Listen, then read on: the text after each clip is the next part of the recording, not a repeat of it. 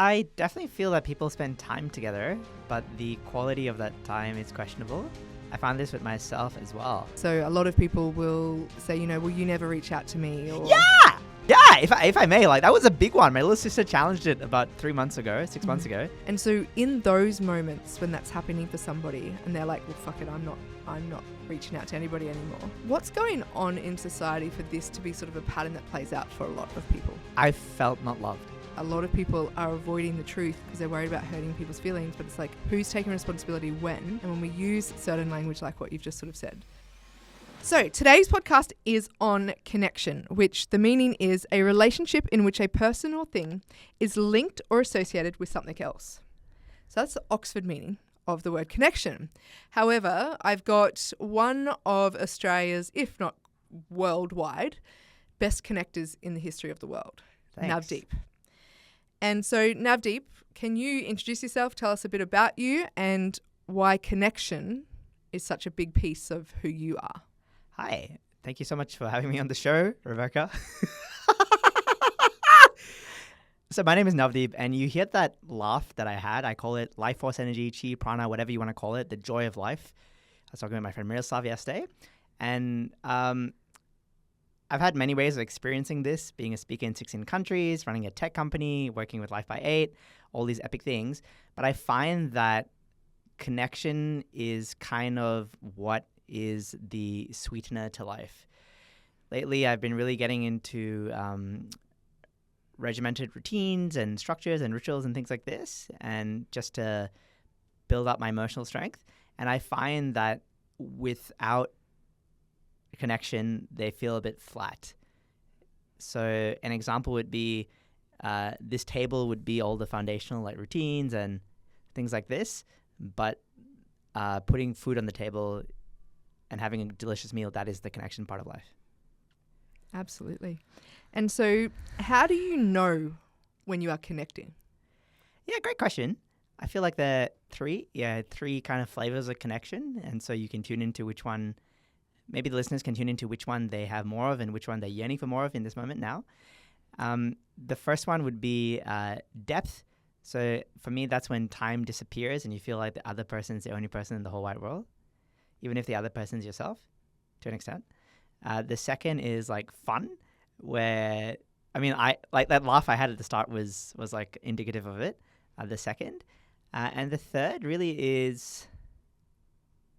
safety is not the right word. I really like... It's like a group connection where you feel there's this harmony where even if the group was quiet for 2 minutes, you'd feel like this sense of peace. So depth, fun, and group are the three flavors of my favorite connections.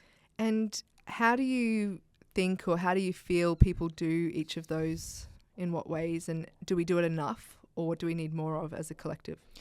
I definitely feel that people spend time together, but the quality of that time is questionable. I found this with myself as well. In fact, 2 days ago, I was like, what the fuck is wrong with me? I'm doing the things, I'm going to the ocean, I'm doing the exercise, I'm eating the food, I'm doing some journaling, I'm listening to great stuff, I'm growing. But I was like, I'm missing connection. And so even when you live with people, like, I remember I had a girlfriend back in 2020 and it was during COVID time. So we were in the same space all the time. She's like, yeah, but we don't spend any time together. I said, what the fuck do you mean? But now I get it. I really get it. You can be roommates with a person without having a relationship with the person, if you know what I mean. Absolutely. And so I really feel like a huge quality of our life is how rich our connections are. And why do you think people are not truly deeply connecting? Do I think it's because they haven't been taught how to? No. Do I think it's because they don't want to? No. I think it's because the richness of connection, like, I don't think most people intellectually clock that there are different depths of connection or richnesses of connection. So the question you asked was really highlighting, even for me, to think like, oh, when do I know that I'm in deep connection? So I feel like most people, how do I say this? Yeah, they're not aware that there's more available to them. So they're like, we're connecting, but they're not measuring the depth of the level of connection. It's just and myself included, like 2 days ago, it's like when it's too late or when it's at a critical absence. Does that make sense? Versus I am continuously tuning into the richness of the connections I'm experiencing. So it's an awareness piece. Mm-hmm. Great question. And how do you feel the difference between online and in-person connection? What are the differences between them? Yeah, great question. I used to be V against online stuff, but I remember even we did a podcast together a while ago, and that series gave me a deep sense of connection to people, which was really lovely.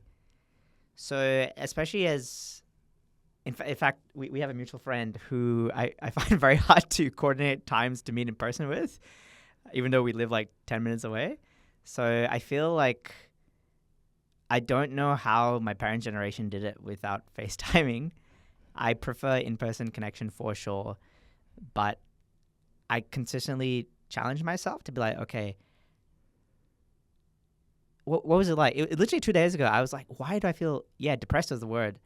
I was like, okay, connection. I was like, okay, how can I take more responsibility for my connection today? How can I take more responsibility?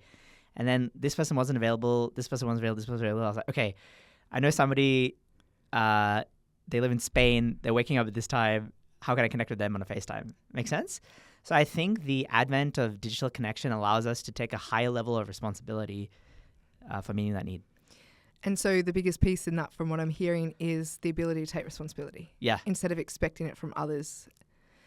So a lot of people will say, well, you never reach out to me. Or Yeah, if I may, like that was a big one. My little sister challenged it about 6 months ago. She was like, she kind of let that go as a resentment piece. Don't get me wrong. Yesterday, mutual friend Miroslav reached out to me, and I was like, I felt like a little girl. I was so excited. So I love being invited to things. And like you were saying, responsibility. Absolutely. And I feel like in society there's this like, well, they should instead of what should I do? If you want something, you go for it. And though there's a point in time where you reach out, you may be somebody who reaches out all the time and you don't get it back. Reciprocity. And what that can feel like, or what you can make that mean. So a lot of people in conversations that I have, it's like, well, I always reach out. I'm always the one doing things. People only get together if I do the organizing. And so in those moments when that's happening for somebody and they're like, well, fuck it, I'm not reaching out to anybody anymore. What's going on in society for this to be sort of a pattern that plays out for a lot of people? I can only speak from my own experience. It's like, I felt not loved. Yeah. Oh. Yeah, I felt not loved. And what does that feel like? It feels like a heaviness in my jaw and my shoulders and my tummy. Yeah. And what do you make that mean? Oh, like what I used to make it mean is this person doesn't care about me enough to make time. So an example is Natalie Patterson. A very close friend of mine, and when she had kids, she kind of went MIA. You know what I mean? Yeah. Like big time. And I've talked to a couple other people who are close to her who have had a similar experience, MIA. And then the other day I was like, hey, I'd love to see you before I head to India. We'll chat about, I can come to you so you don't have to leave your sanctuary. And like within 20 minutes, I was like, response. Makes sense? So I feel like I'm not complete in my reconciliation of that emotion. I still feel it. I just kind of get to action mode faster. And so when do you know that it's time to stop? Stop what? If you are continually reaching out to somebody over and over and over again, and then you're not getting it, it's never happening, it's never catching up, or they don't respond. when do you decide, when does somebody know that that connection is no longer what it was? Could you expand on that last sentence of was no longer what it was? Yeah, so a lot of friendships drift apart. Is that right? A lot of friendships, it's like people just stop reaching out. They start ghosting each other. And it's especially true for a lot of females. But when do you know, and I wonder this, when do you know when it's just like you've outgrown each other, or it's no longer, it's not about somebody's wrong or somebody's right or they're bad and you're good. It's not about that. It's like, when do you know that the space that's between you now is what's meant to be there for that connection, that connection is done in the way that it was? Wow.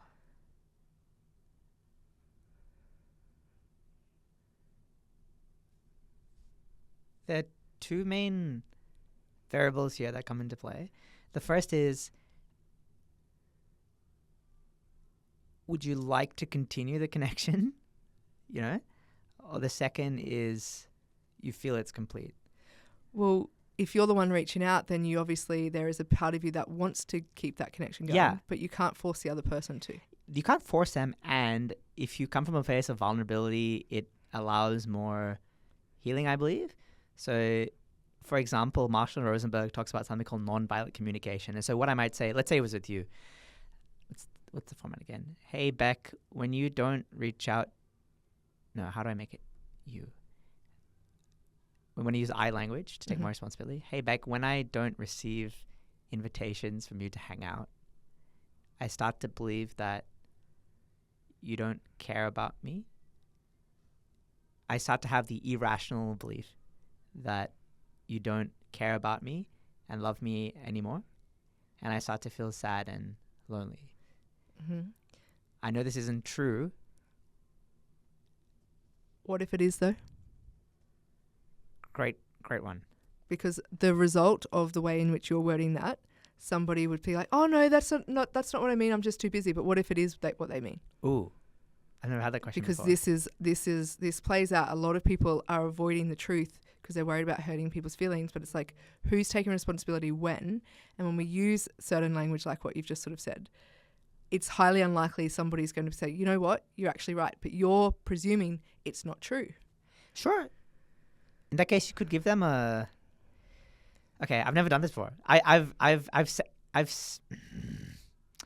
had a friend, and we were best friends for 3 years, and I sent a voice message saying, "Hey, I love you so much. I feel like our friendship has concluded, but I've learned so much, and if you're ever in this part of the world, blah blah blah blah blah." But I've never. Is this true? Is this actually true? I've never asked somebody, hey, if I were to, I'd probably say, this is fucking good, Beck. Can I think of somebody? Yeah. I had a friend from uni. Hey, bro, I'd absolutely love to continue our connection. And I just wanted to check in where you're at. Is this a friendship that you'd love to continue actively investing in, or do you feel like our time has passed? Either way, I love you and there's no hard feelings. Great. So it gives, because a lot of the language that people use when it comes to connection and friendship is like, we're guilt tripping. We are then taking the concept of like, the story I'm telling myself is blah, blah, blah, blah, blah, but we're still doing with the intent to get the answer that we want. And so we're still going to get, based off of how we've used the language, we're still going to get the, no, I'm just being busy. We never make up time. I'm so sorry. And this is what keeps people in loops. And so that I'm not lovable feeling, I'm not loved feeling plays out even more and deeper because we've got all these open loops because we're not actually getting the truths or not willing to face the truth in certain parts. And so for somebody who had their ex-boyfriend walk them down the aisle when I got married, who's somebody who, conflict is not a big piece. I would say that in the past that was potentially because I would be dissociated or I wouldn't be as vulnerable or as deeply connected. And it's also a strength because, so everything is positive and negative. or pros and cons to everything. Yeah. So as much as I might have dissociated for protection, it also gave me the ability to detach and not be too attached. So it's like learning how for each individual, what that looks like for you. But a lot of the underlying belief of like not feeling loved and getting that, you know, getting the truth, getting that proof that we're not, is linked to how we are connecting with other people, whether that's work colleagues or friendships, and how many loops we're keeping open based off of not wanting to face the actual truth of what that means. Yeah, I hate open loops. I have learned that. I have learned that definitely in the last few weeks. But it is a lot of open loops are keeping energy leaking for different people. Yeah. But it's also where resentment and feeling used can come in. Used? That's interesting. So a lot of people can feel used, like especially if you're like in the friend group and you're the one who organizes everything. Sure. Because you know that the only way you're going to get your needs met, or the only way you're all going to connect, is if you do the thing. That can lead with resentment and a feeling of being used for many, many different people in many different scenarios. For instance, like workplace. Workplace is not like you've got employees and they're not all friends. So you're in this place where you're connecting in different levels. But the only way that the social club happens is because the one person does this thing every Friday or every month, and they just if they're not there, nothing happens. Connection doesn't occur, and they're never valued for what they do or what they bring. They're actually seen as annoying. Oh, I've got to pay this contribution again. You mean I've got to come to this thing again? What do you mean? What do you mean? But people aren't valuing the connectors, the people in the world who are actually actively connecting humans in reality, not just online. We value Facebook and different social media tools that apparently connect us, but we don't value the connectors in real time, in real life, who are the ones who make these things happen. And so that person gets used and can feel used and can feel resentment. And they may also be unconscious to it. And so I guess the reason I wanted to have the conversation around connection is because it's of super value to society, but it's undervalued by most people. And though for us to move collectively as a consciousness, we need to move away from individualism to that collaboration, to that connection. But we have very few people who are willing to and put themselves on the line to be the one who connects people. And many of the people who do the connecting are doing it for themselves without knowing that they're doing it for themselves. You think there's something wrong with doing it for themselves? Depends if we talk about people pleasing and the spectrum of narcissism. So doing it for themselves means that getting their needs met is outside of themselves. It's based off of whether other people are willing to connect or not, instead of knowing their own value. I've been curious about this and talked about it with Jessica Ann as well. Like, I spend a fair bit of time connecting with myself, and I feel like there's a limit to how much satisfaction I can get with that. 100%. We're a herd animal. Yeah. We're meant to connect with others. But the thing is, a lot of people are just dissociated and not even connected to themselves or others. Hence the mental health and the frequency in which we run at as a society. So a lot of people, like a lot of the personal development journey, it's all been about connecting to self, meditation, all of that, connect to yourself. 100%. But it's still running the story, connect to self, whilst in an individualism society, which puts even more distance between connection with others. It's so weird. I find in a lot of personal development cycles there's connection to yourself, and then there's I don't want to say surface. There's only a surface level connection to a tribe, but it's like, how do you then get it's like, who are the few people in that tribe that you feel closely with? Who can you tell everything to? Meaning, who can you tell the stuff that's not great to? Yeah. That's the depth that gets. So we talk about, the 5 people you spend your time around with are the people who are going to dictate. And we take that as like, I can only then be around positive, Yeah. You know, external people are going for it and achieving things. And that can be lonely. And we forget about the depth that comes with the ability to have somebody say, hey, bro, I'm not good today. And somebody who's willing to say, tell me about it. Instead of somebody who goes, fuck, his vibe's going to bring me down today. This is the thing that I believe we need to have more truth about externally, like outwardly, actually speaking about what is true connection, not just what can we get from others. How does their frequency benefit me? That's how we get more energy into values level 5 instead of values level 3. What's in it for me rather than how is this win-win? How do you genuinely care? If you want values level 6, more energy, community, how do you bring that in? And that's requiring knowing what you're taking and the reason why you give, and how do you do that with the intention and with a balance.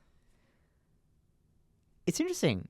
I've on that in terms of win-win, and I've recently remembered the value of having a therapist, like somebody you pay for me to externally process with.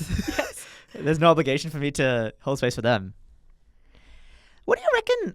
I've also been thinking like psychologist versus coach, transformational coach. Part of me is like,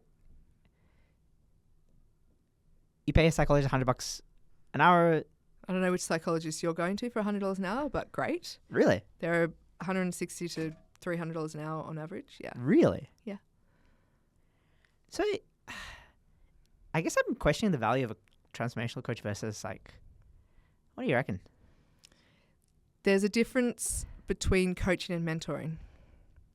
There is a difference between hearing, thinking, talk therapy, and there's a difference between somebody who works with you on both the mind and the body. An embodied coach has more leeway to work with you individually to yourself instead of to a framework and a model that they're limited to with how they can help you. So a psychologist with APRA in Australia here is limited to the type of work they can do with you versus a coach who has, like an embodied coach, somebody who actually is doing deep work, has gone there themselves. There is a difference to what they can work with you on versus a psychologist. The limitations are less. Fascinating. So whether or not more regulation comes in regards to the coaching sector, coaching industry, the coaching profession, versus what's already in place for psychiatrists, psychologists, those type of things, I believe that everybody and everything has a place. Yeah. Though what concerns me in regards to the coaching profession is the amount of people who are potentially creating worse scenarios for people based off of inflated belief about their own abilities. So people believing that they can coach that are actually hurting more people unintentionally versus knowing where their own boundaries are and what they can and can't do. Yeah. And knowing when to say no to somebody instead of just for the money. Measurability is a real thing, hey? And then on that, there are like two other threads that come off me now. The first is, it takes a long time to become a psychologist. And what's so curious is they don't have like much clinical practice from the psychs in training I've spoken to till their master's degree. Like not their bachelor's, not their honors, but their master's. I'm like, whoa, that's random. And at the same time, it's like we've kind of had informal counselors for the whole of humanity. Mm-hmm. So I definitely believe, what's her name? Yeah, Kylie Ryan. She's pretty good at this. If we could create some sort of like measurability for the different sub-skills of coaching, that'd be cool. It would be. And it's why when somebody comes to me and says, I want to be a coach, and the first thing I will ask them is why? Why? Because that will give you the truth. There is a lot of people who go into this profession because one, they think they want to help people, but two, underlying all of that is, it's going to be quick money. It's going to be, I'm going to build this thing. I'm going to build wealth. I'm going to, have a laptop lifestyle, all of these things. If that's fundamentally what's actually driving them, I'm not the person to work with, because the impact that a coach can have on a person is huge. And we need more of that in the world. But the more skepticism that comes when people are working with people who are just in it for the money, taking money, not delivering, is a problem for humanity. So we want more coaches. We need more coaches who are accessible for people. Yeah. But we want people in that profession who are in it for what it takes, not for the money. The money's important. Money's always important. This is not about like, you know, you should be a martyr and not charge and those sort of things. This is actually like doing the work on yourself so that the work you're doing with others is as deep. And a lot of people don't actually truly want to face themselves. They'll spiritually bypass and they'll be a coach that doesn't actually, they just take on the intellectualized things that they've learnt and they'll just regurgitate and repeat whatever they've learnt. And Yo, this has been a huge thing for me since lockdown. Like, when one coach, it used to happen in business coaching. I was in a container and in transformation coaching. So like in transformation coaching, when somebody was just regurgitating Tony Robbins, which I used to do, I was like, why don't you just send the person to Tony Robbins? And then in business coaching, where like this coach was teaching this coach how to business coach this coach, I was like, why don't you just send them to the source?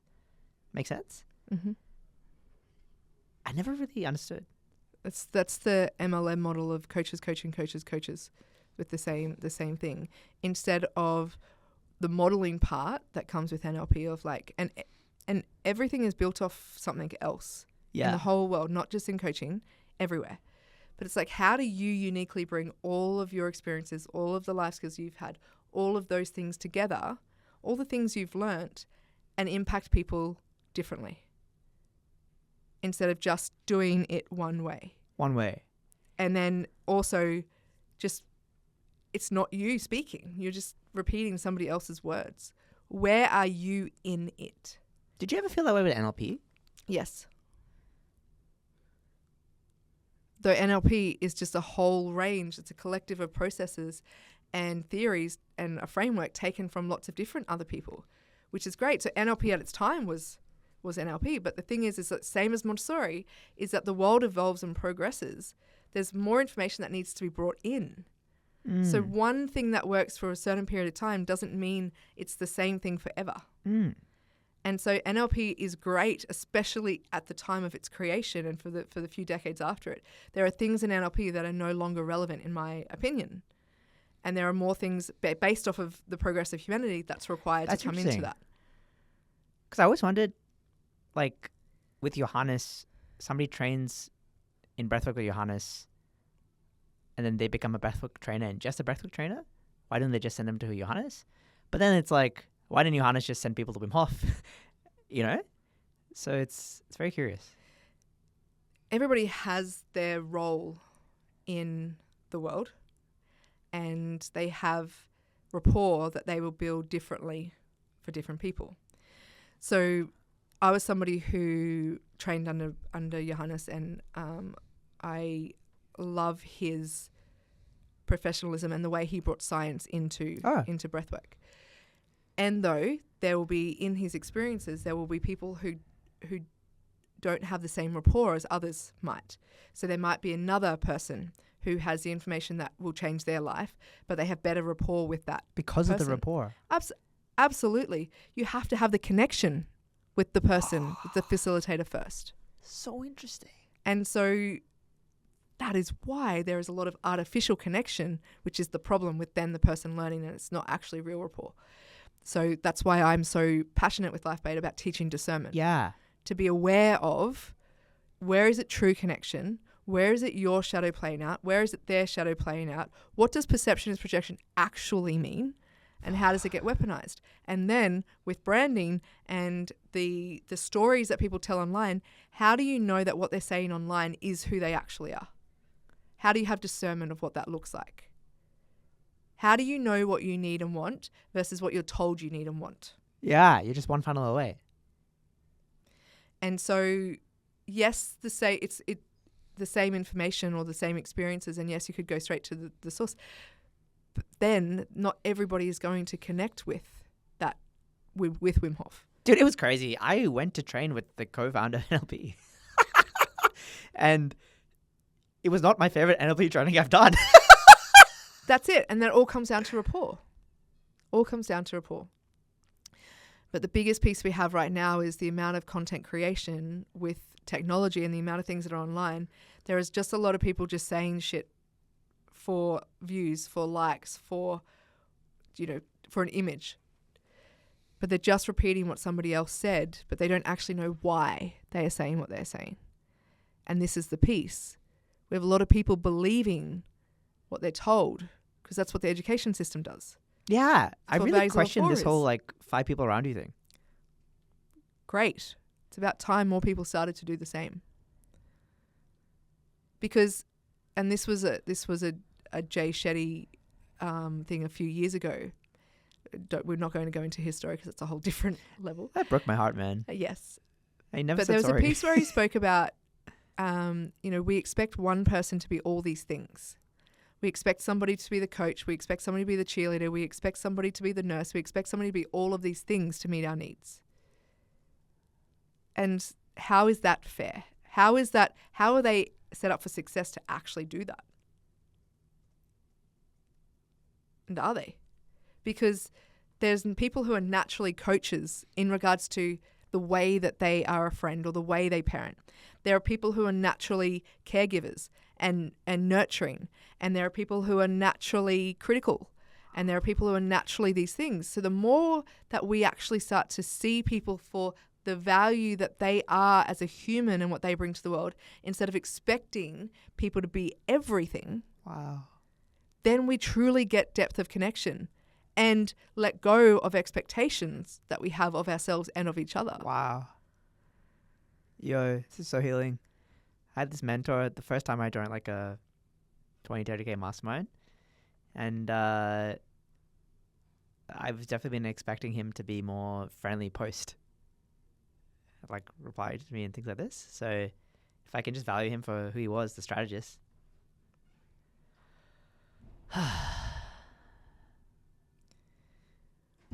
We expect everything from everyone else, yet have low expectations on ourselves. Yeah, because I've had clients who like, I feel after our engagement is finished, then, it's finished. So I've been to others what my coach was to me, and I was intellectually got it, but never emotionally until now. Mm-hmm. So if we can look at connection in a different way, these beliefs that we have about ourselves can change or dissipate. They don't have to be there. They're there for a reason, and a lot of it is based off in our connections. Again, my belief, run it through your filters, whoever's listening or watching. But I truly believe that connection is different to what we think or expect it to be. Where do you feel your connection is crying for attention? For me, depth right now. So with the opening up of myself in the work that I've been doing and vulnerability and those type of pieces, there's a depth that's a craving.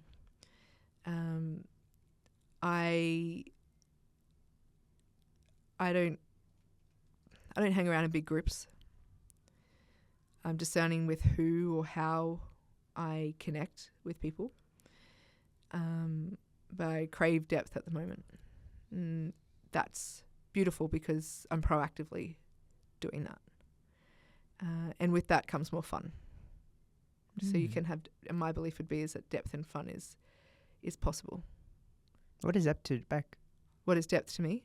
The ability for somebody, not only for me to hold whatever's going on for them, but for them to be able to hold what's going on for me. That's the true way for me to move to secure attachment instead of avoidant.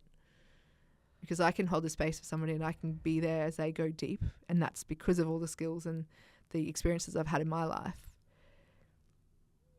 And there's very few people who can do the same back in my life. So that's what depth is for me. And I'm enjoying the process of working that out.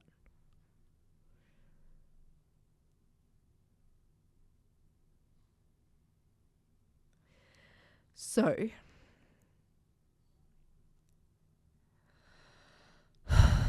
friendships, feeling loved, a connection to our identity, Yeah. who we are, what we do, all of those things. What is one thing you would say to somebody who is feeling disconnected right now in their lives? What is something that you would say to them or advice you would give them for where they are right now?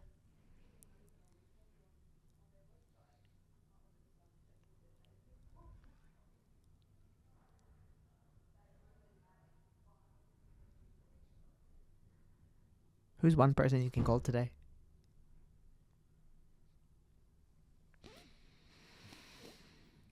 I remember I got a phone call from somebody once who we didn't have that sort of activity in our friendship, random calls, and I was like, hey, is everything okay? And she's like, yeah, I just called to say hi. So I can appreciate and comprehend how it might be new or random, but you can also overcome that objection. Hey, I know we've never really done this before, but I just wanted to call to say hi. Break patterns, doing it consciously and doing it without shame. Yeah. Without shame. Yeah. Just because one thing's being done one way doesn't mean it has to stay that way. Yeah. Mm-hmm. Yeah. Awesome. Well, thank you for being on today talking about connection. Was that 45 minutes? No, I don't know how long that's been, but I need what was that? Yeah. It has been? Wow. Yeah, right. I love that. That's feeling of connection. Just like time disappears. Flow. But thank you for being on here and for speaking about connection, something that you are incredibly great at and that I believe more people crave and want in different ways. And I think this is a great conversation to open them up to how to do it differently. Thanks.